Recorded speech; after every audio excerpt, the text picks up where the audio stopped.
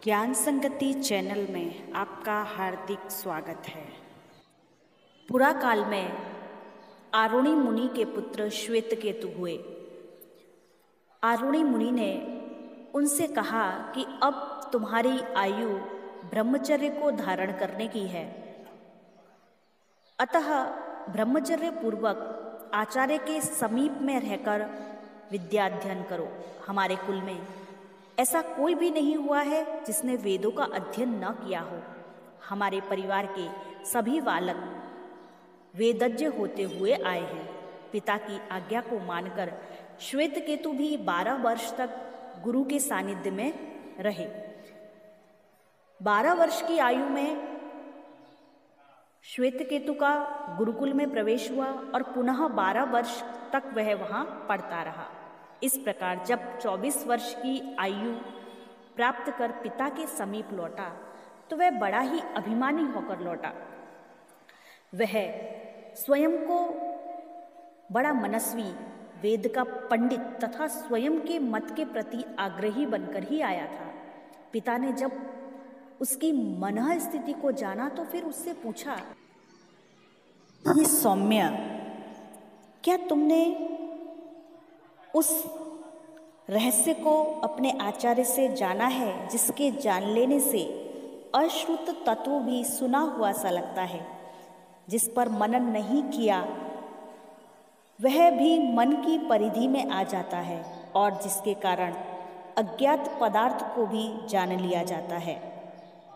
श्वेतकेतु तो इस रहस्य को नहीं जानता था, अतः उसने पूछा, भगवान, वह रहस्य क्या है?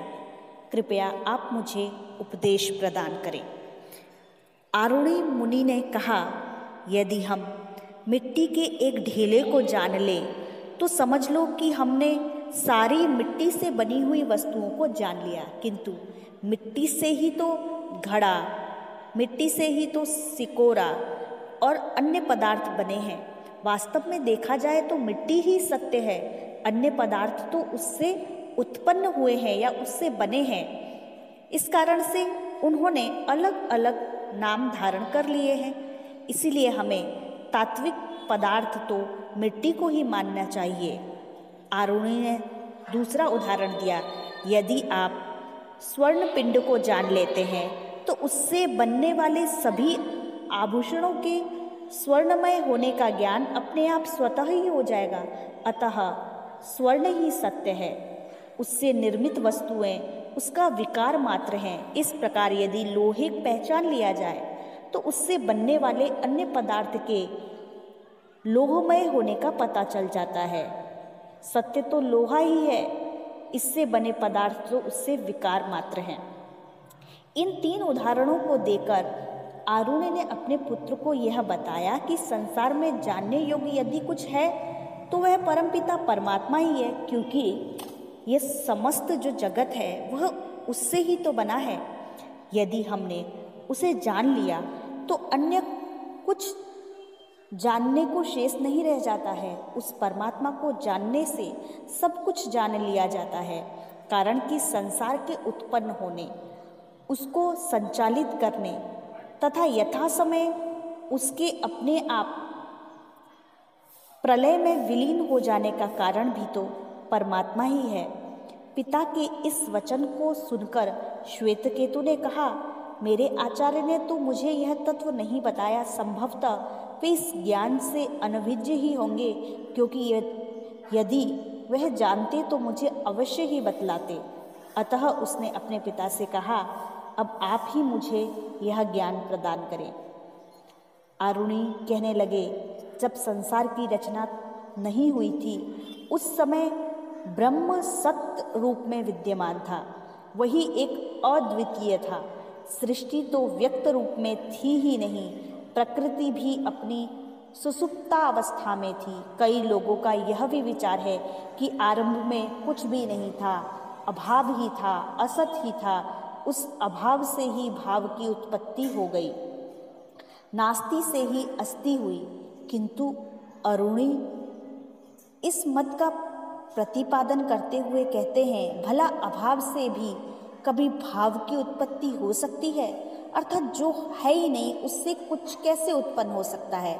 अतः यह मानना ही उचित है कि परमात्मा ही सत्य रूप में सदा विद्यमान था और आगे भी रहेगा। अब उस परमात्मा ने एक होने पर भी बहुत प्रकार की सृष्टि रचना करने का विचार किया और प्रजा को उत्पन्न करने की इच्छा की। परमात्मा की यह इच्छा साधारण मनुष्यों की कामना की भांति नहीं है, यह उसका स्वभाव है और इसे आध्यात्म शास्त्रों में ईक्षण कहा गया है कि परमात्मा ने ईक्षण किया। उसके इस ईक्षण का प्रथम परिणाम संसार में तेज के रूप में दिखाई देने लगा।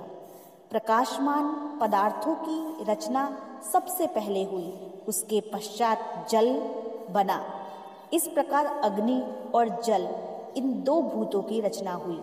अब जलों ने भी बहुत हो जाने की जब इच्छा की तो उससे अन्न की उत्पत्ति हुई।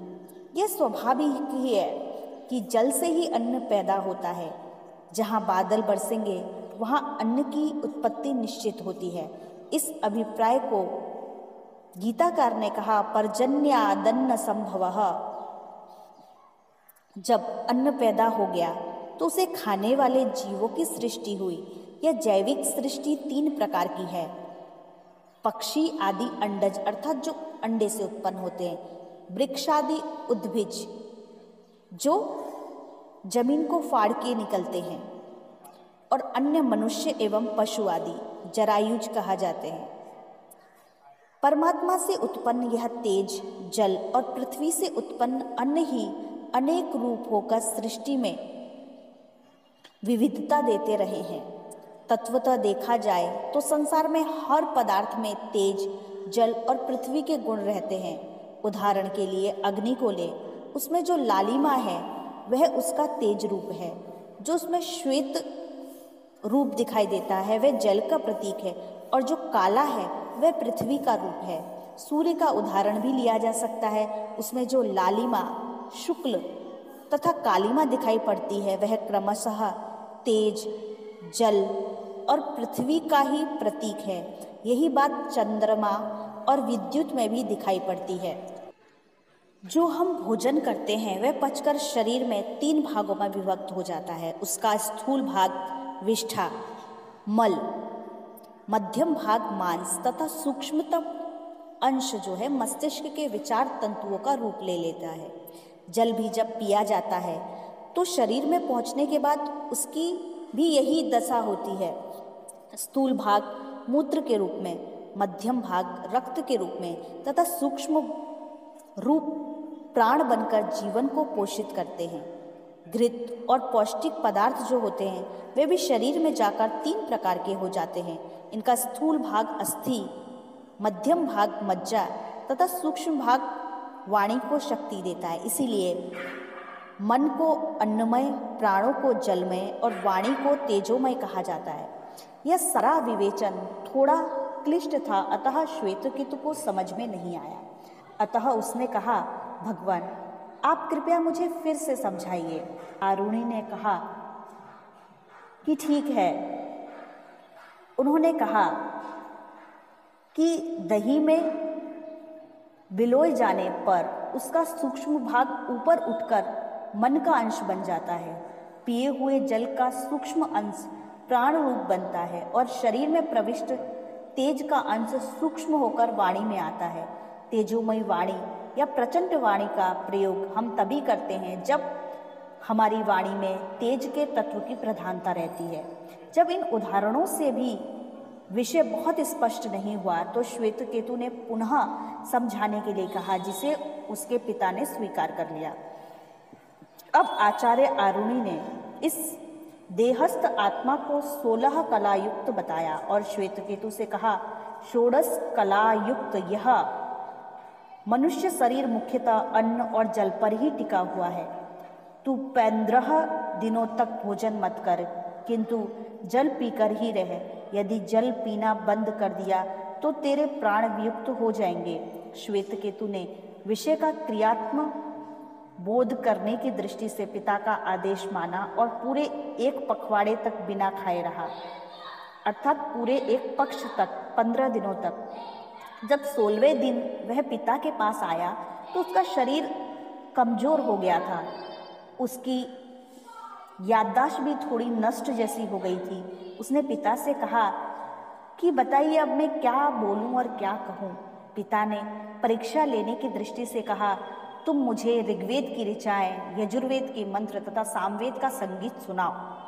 पुत्र ने कहा, पिताजी 15 दिनों तक भूख के कारण ये सब विस्मृत हो गए हैं, मुझे तो कुछ याद ही नहीं है। अब पिता ने समझा कर कहा, जैसे प्रचंड अग्नि के बुझ जाने पर भी जुगनू की तरह एक छोटा सा अंगारा शेष रह जाता है, उससे बड़े घास का ढेर नहीं जलता, वह अंगारा स्वयं भी बुझकर राख बन जाता है। इसी तरह तेरे शरीर की 15 कलाएं जो हैं वो भोजन न करने के कारण नष्ट हो गई हैं, मात्र एक कला जल पीते रहने के कारण शेष रह गई है। ऐसी स्थिति में वेद मंत्रों की भी विस्मृति हो गई है। अब तू भोजन करके आ, जब भोजन कर लेगा तो तेरी विलुप्त हुई स्मृति पुनः जाग जाएगी, मुझे तू वेद सुना सकेगा। श्वेतकेतु ने ऐसा ही किया और पिता के पूछे सभी प्रश्नों का उत्तर भी दिया। विषय को स्पष्ट करते हुए आरुणि ऋषि ने कहा कि एक बचे हुए अंगारे को भी यदि छोटे तिनकों के समीप रखकर जलाए तो वह पुनः प्रचंड अग्नि का रूप ले लेता है। उसी प्रकार भूखे रहने के कारण तेरे शरीर का बहुलांश में ह्रास हो गया था, मात्र एक कला ही बची थी। जब उस कला का संयोग पुनः अन्न से हुआ तो अवशिष्ट सुप्त कलाएं भी पुनः जागृत हो गई और वेदों को तू पुनः स्मृत कर सका। अतः यथार्थ है कि मन जो है वो अन्नमय है, प्राण जो है वो जलमय है और वाणी जो है वो तेजमय है। उसके आगे महर्षि ने सुषुप्ति अवस्था का रहस्य बताया। सोने की स्थिति में जीव की क्या दशा होती है, इसे आचार्य ने अपने पुत्र को बताया। देखो, स्वप्न के सिद्धांत को जानो। जब यह शरीर निद्रा में सोया हुआ रहता है तब उस समय देह में स्थित जीव अपनी शुद्ध तटस्थ साक्षी रूप दशा में होता है, उसका मन भी विश्राम में है। अतः मन और इंद्रियों का संयोग न होने के कारण जीवात्मा पूर्ण रूप से अपने भाव स्वभाव से युक्त होता है। इसे सुषुप्ति या साक्षी अवस्था कहते हैं। सांख्य दर्शन में सुषुप्ति में भी जीव को ब्रह्म के सानिध्य में रहने वाला बताया गया है। वह थोड़े काल के लिए ही सही सांसारिक विषयों के उपराम होकर मोक्ष का सा आनंद प्राप्त कर लेता है। जागृत अवस्था इससे भिन्न है। इस दशा में जीव अपने आप को वृत्त रूप मानता है। सुख दुख हानि लाभ आदि वृत्तियों से वह अपने को उस आकार का कर लेता है और द्वंद्वों का अनुभव करता है। सुषुप्ति में इन वृत्तियों से हटकर मात्र स्वरूप में ही स्थित रहता है। सांसारिक कर्मों में दिन भर लिप्त रहने के पश्चात प्रगाढ़ निद्रा में वह आत्मा अपने स्वरूप के उसी प्रकार में आ जाता है जैसे कोई धागे से बंधा पक्षी इधर उधर थोड़ा बहुत दौड़ता है, परंतु अनंत आकाश में न जा सकने के कारण अंततो गत्वा पुनः अपने स्थान पर ही आकर बैठ जाता है। आचार्य ने उसे भूख प्यास का भेद भी समझाया। मनुष्य के द्वारा किए गए भोजन को जल ही देह में सर्वत्र पहुंचाता है। मुख में चबाए हुए भोजन भी थूक से मिश्रित होकर गले से नीचे उतरता है और जल ही उसे सर्वत्र पहुंचाता है। जब शुष्क भोजन का ग्रास गले में अटक जाता है तो हम पानी का घूंट पीकर ही उस भोजन की नली से नीचे उतारते हैं। जल के अतिरिक्त अन्न देह का दूसरा कारण है, क्योंकि जल से ही अन्न की उत्पत्ति होती है। जब पृथ्वी में बीज बो दिया जाता है तब जल के द्वारा ही उसमें अंकुर जो है वो फूटता है। इसमें तेज तत्व भी कारण बनता है। यदि सूर्य ना हो तो अन्न पैदा नहीं होगा, मात्र जल से तो फसल सड़ जाएगी। इन सब भौतिक कारणों के पीछे सतरूपी परमात्मा को ही परम कारण जानना चाहिए, क्योंकि अन्न जल और तेज आदि का नियामक भी परमपिता परमात्मा ही है। सत्य तो यह है कि समस्त प्रजाएं ईश्वर में रहने वाली है, ईश्वर के आधार पर रहने वाली है। जब मनुष्य की मृत्यु होती है तो प्रथम वाणी का अवरोध हो जाता है, वह मन में विलीन हो जाती है, मन भी प्राणों में लीन हो जाते हैं। उस समय मनन करने, सोचने, विचारने की शक्ति नष्ट हो जाती है, प्राण तेज में लीन हो जाता है और वह तेज भी परमात्मा में समा जाता है। इस प्रकार मृत्यु के समय जीव शरीर से अलग होकर परम करुणामय परमात्मा के अधीन हो जाता है। अब आरुणि तत्वमसि का उपदेश प्रदान करते हैं। यह जो प्रकृति में भी सूक्ष्म आत्मा है, वह शुद्ध, सत्य, चेतन, विकार रहित आत्म तत्व है। वही आत्मा तू है। तत्त्वमसि, तत्वमसि का उपदेश जीव को ब्रह्म बताने का उपदेश नहीं है। अनेक दृष्टांतों तथा उदाहरणों से श्वेतकेतु को आरुणि आत्म तत्व का बोध कराते हैं। तत्वमसि का अभिप्राय यही है कि मनुष्य अपने आप को चैतन्य आत्म तत्व माने।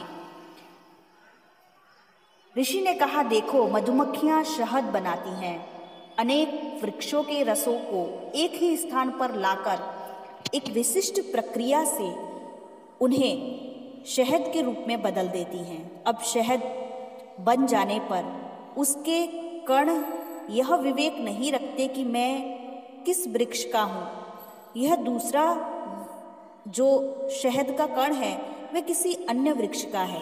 इस प्रकार ये सारी प्रजाएं भी अपने शुद्ध रूप में आत्मा ही है। इनमें जो व्याघ्र, सिंह, भेड़िया, सांप, बिच्छू आदि विषैले तथा मच्छर आदि जीव जंतु हैं, वे सब भोग योनि में हैं। उन्हें अपने शुद्ध आत्मा होने का भान नहीं है। वह तो अपने को जैसे हैं वैसा ही मानते हैं, किंतु इन सभी प्राणियों में जो अविकारी परम सूक्ष्म आत्मा है वही तो सत्य है और वह आत्मा तू ही है, अर्थात तुझमें ही वैसी सच्चित आत्मा विराजमान है। एक अन्य उदाहरण को लो। सभी नदियाँ अपने उद्गम स्थान से निकलकर बहती हुई समुद्र को प्राप्त होती हैं। उन सबका जल समुद्र में विलीन हो जाता है। वे नदियाँ तो समुद्र में अपनी सत्ता को विलीन कर चुकी हैं। अब उन्हें यह पता नहीं है कि मैं गंगा हूँ, मैं सिंधु हूँ, मैं ब्रह्मपुत्र हूँ। अपने होने का भान नहीं है। या फिर हम समुद्र में देखकर ये बता नहीं सकते कि यह गंगा का जल है, यह ब्रह्मपुत्र का जल है आदि। इस प्रकार ये जीवात्माएं भी अज्ञानवश अपने चेतन स्वरूप से अनभिज्ञ हैं। उन्हें यह पता नहीं है कि हमें बनाने वाला परमात्मा सत स्वरूप है। अविद्या हत सिंह, व्याघ्र, वराह आदि पशु तो यही जानते हैं कि हम तो मात्र पशु ही हैं। वे अपने आत्म रूप से अनभिज्ञ रहते हैं, किंतु यह अविकारी आत्मा परम सूक्ष्म है, यही सत्य है और यह सच्चित आत्मा ही तू है। तू अपने पृथक शरीर भाग को भूल जाएगा तो स्वयं को चेतन आत्मा मान लेगा। एक अन्य उदाहरण से समझने का यत्न कर। यह एक बड़ा वृक्ष है। यदि तुम कुल्हाड़ी लेकर इसकी एक जड़ पर प्रहार करोगे तो उससे रस गिरेगा। इसके मध्य भाग में तथा ऊपर के भाग पर यदि किसी प्रकार का कुल्हाड़ी मारोगे तो वहाँ से भी रस निकलेगा। कारण यह है कि यह वृक्ष सजीव है, मृत नहीं। अब जब इसकी एक शाखा सूखने लगती है तो वृक्ष के भीतर वह प्राण तत्व उस शाखा को छोड़ देता है और इस प्रकार समस्त वृक्ष के सूख जाने पर वह सर्वथा निस्पंदन तथा रसहीन हो जाता है। मनुष्य के शरीर की भी यही दशा है। उसका एक अंग यदि विकृत हो जाए तो वह अंग विशेष निष्क्रिय हो जाएगा। पक्षाघात अर्थात लकवा आदि की स्थिति में एक हाथ या एक पांव काम करना बंद कर देता है, किंतु आत्मा के शरीर से पृथक हो जाने पर ही शरीर की मृत्यु मानी जाती है। तथापि शरीर के भीतर रहने वाला आत्मा तो अमर, अविनाशी है। वही आत्मा तुम हो। श्वेतकेतु ने कहा, भगवान मुझे और समझाए। तब आरुणि ने स्वीकार किया। आरुणि ने उन्हें गूलर का फल लाने का आदेश दिया। श्वेतकेतु न्यग्रोध गूलर का फल ले आया। आचार्य ने उसे फोड़ने के लिए कहा। उसने उसे फोड़ दिया। तब आचार्य ने पूछा, तुम इसमें क्या देखते हो? उत्तर मिला, सूक्ष्म से दाने दिखाई देते हैं। पुनः मुनि ने पूछा, एक दाने को तोड़कर देखो और बताओ क्या दिखता है। पुत्र ने तोड़ा और कहा, भगवान दाना तो तोड़ दिया, किंतु मुझे इसमें कुछ भी दिखाई नहीं देता। वस्तुतः दाना भी सूक्ष्म और उसके विखंड अंश तो और भी सूक्ष्म, अतः आंखों से भला वे कैसे दिखाई देंगे। तब आचार्य ने कहा, पुत्र यह समझ लो कि इन सूक्ष्म कणों में ही वह विशाल वृक्ष समाया हुआ है। यह अदृश्य सूक्ष्म कण ही इस महान वृक्ष का उपादान कारण है। इस सूक्ष्म वृक्ष से ही इतने बड़े वृक्ष की उत्पत्ति होती है। इस प्रकार इस लंबी चौड़ी देह में भी सूक्ष्म आत्मा का निवास है। यही सूक्ष्म किंतु चेतन आत्मा तू स्वयं है। तुझे इस सत्य पर श्रद्धा करनी चाहिए। श्वेतकेतु समझा तो सही, फिर भी उसने फिर से समझाने के लिए कहा। अब आरुणि मुनि ने कहा, कल सुबह जब वह उनके पास आए तो नमक को पानी में मिलाकर लाए। उसने ऐसा ही किया। तब आरुणि मुनि ने पूछा, इसमें नमक कहाँ है? नमक तो पानी में घुल जाने के कारण अदृश्य हो गया है। आरुणि ने कहा, सौम्य, वह नमक तो जल में स्वयं को विलीन कर चुका है। अब तू इस जल के ऊपर के भाग से आचमन कर, तुझे यह जल नमक वाला ही लगेगा, अर्थात नमकीन लगेगा। इस प्रकार पात्र के मध्य भाग अथवा निम्न भाग कहीं से भी तू जल को पी, वह तुझे खारा ही लगेगा। श्वेतकेतु ने ऐसा ही अनुभव किया। तो आरुणि ने कहा, वस्तुतः नमक नष्ट नहीं हुआ है, वह तो इसमें ही है, केवल पूर्णतया मिल जाने के कारण वह दिखाई नहीं देता। इस प्रकार इस देह में यह आत्मा सर्वत्र रमता है, किंतु हम स्थूल नेत्रों से उसे देख नहीं सकते, जबकि उसका अनुभव तो कर सकते हैं। वही सूक्ष्म चेतन आत्मा तू है। श्वेतकेतु ने पुनः समझाने के लिए कहा और आचार्य ने स्वीकार कर लिया। जैसे कोई किसी का शत्रु हो और वह उसकी आंखों पर पट्टी बांधकर गांधार देश से किसी अन्य देश में लाकर किसी निर्जन स्थान पर उसे छोड़ दे। अब वह पट्टी बांधकर लाया व्यक्ति पूर्व, पश्चिम आदि दिशाओं का ज्ञान न रखता हुआ चिल्लाए और कहे कि मेरे नेत्रों को बांधकर मुझे यहाँ लाया गया है, अब मुझ पर दया दिखाकर कोई मुझे मेरे देश लौटा दो। उसकी इस करुणा भरी पुकार को सुनकर कोई दयालु व्यक्ति उसकी पट्टी को खोले और गांधार देश को जाने वाले सीधे मार्ग पर लाकर उसे खड़ा कर दे, तो उस अज्ञात देश में वह मुसाफिर एक एक गांव को पूछता हुआ अंत में अपने देश पहुंच ही जाएगा। यही स्थिति आत्म तत्व को जानने की भी है। इसी प्रकार तत्वज्ञ आचार्य को पाकर जिज्ञासु उससे एक एक तत्व के बारे में पूछता हुआ परम तत्व आदित्य वर्ण परमात्मा को भी जान लेता है। उसे आत्म तत्व का भी ज्ञान हो जाता है। वह शुद्ध बुद्ध आत्म तत्व ही तो है।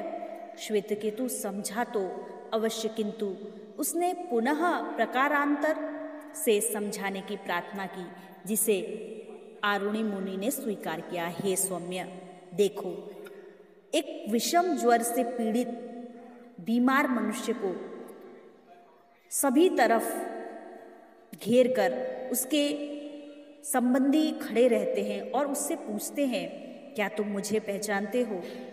अब जब तक उसकी वाणी मन में लीन नहीं होती, मन प्राण में लीन नहीं होता और प्राण तेज में लीन नहीं होता और तेज परम तत्व परमात्मा में विलीन नहीं होता, तब तक तो वह अपने परिवार के लोगों को पहचानता है, क्योंकि तब तक उसका इंद्रिय ज्ञान बना रहता है। किंतु जब वाणी का लय मन में हो गया और मन प्राण में लीन हो गया, प्राण तेज में समा गया और यह तेज भी परमात्मा में समा गया, तो वह भला कैसे किसी को पहचानेगा। अब आत्मा शरीर से अलग हो चुका है। यही आत्मा सत्य, नित्य और अविकारी है। वही आत्मा तो स्वयं है। अनेक प्रकार से आत्म तत्व की व्याख्या करने के पश्चात भी जब जिज्ञासु को संतोष नहीं हुआ, तो आरुणि ने श्वेतकेतु को पुनः समझाया, देखो, कोई चोर या डाकू अपने अपराध के कारण पकड़ा जाए और न्यायाधीश के समक्ष उसको लाया जाए और उस पर अपराधी होने का आरोप लगाया जाए, और यदि वह अपराधी अपराध को स्वीकार नहीं करता, तब मध्यकाल में ऐसी प्रथा प्रचलित थी कि वह न्यायाधीश लोहे की कुल्हाड़ी को आग से तपाकर लाने का आदेश देता था। जब कुल्हाड़ी लाई जाती तो वह कहता कि यह अपराधी इस गरम कुल्हाड़ को स्पर्श करे। यदि यह कुल्हाड़ी उसके हाथों को जलाता है तो इससे यह सिद्ध होता है कि उसने अपराध किया है। यदि वह कुल्हाड़ी स्पर्श करके भी उससे नहीं जलता तो उसे निरपराध माना जाएगा। यह उदाहरणतः वस्तुतः सृष्टि नियम तथा विज्ञान के विरुद्ध है। तप्त लोह से प्रत्येक स्थिति में मनुष्य जलेगा ही। फिर भी जन साधारण में प्रचलित इस विश्वास का उदाहरण देकर आरुणि ने कहा कि सत्यवादी की सदा विजय होती है। सत्य सदा अविनाशी रहता है। यह आत्मा भी सत्य स्वरूप है। और हे श्वेतकेतु, तू भी वही चेतन आत्मा है जो शरीर से सर्वथा भिन्न है। शरीर के नष्ट हो जाने पर भी आत्मा का विनाश उसी प्रकार नहीं होता जिस प्रकार सत्य कभी नष्ट नहीं होता।